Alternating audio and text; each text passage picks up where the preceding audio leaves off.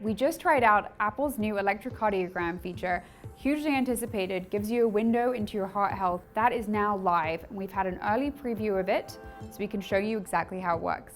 You just pull up this little signal that looks like a squiggly line. You tap once, and then you see a heart pop up, and it tells you just to hold the finger on a crown.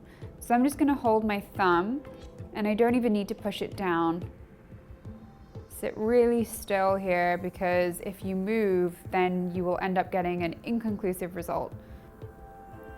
All right, we're done here, and I've just gotten a result saying sinus rhythm. And what that means is that my electrocardiogram, which is basically a look into my heart's electrical signal or rhythm, is totally normal. And that's somewhat to be expected because I am fairly young and I'm healthy.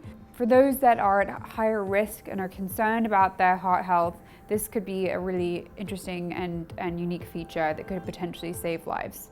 So when Apple announced these new features, they actually came with a style of clearance called a de novo clearance. And that means that this is the first time that the FDA has said that they will approve a technology like this, that there is nothing else on the market like it.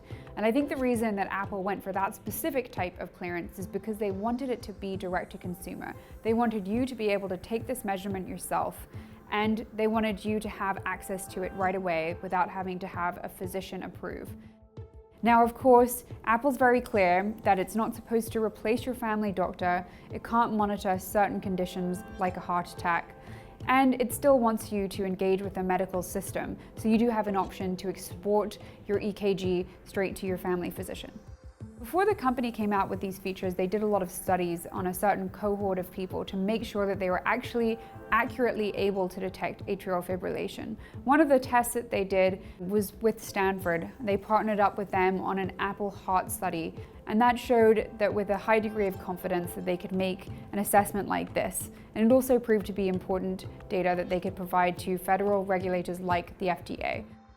So the update is out now, and if you happen to have the Apple Watch Series 4 and you've upgraded it to the latest software, let me know what you think. I'd love to get a sense of how you're finding this service.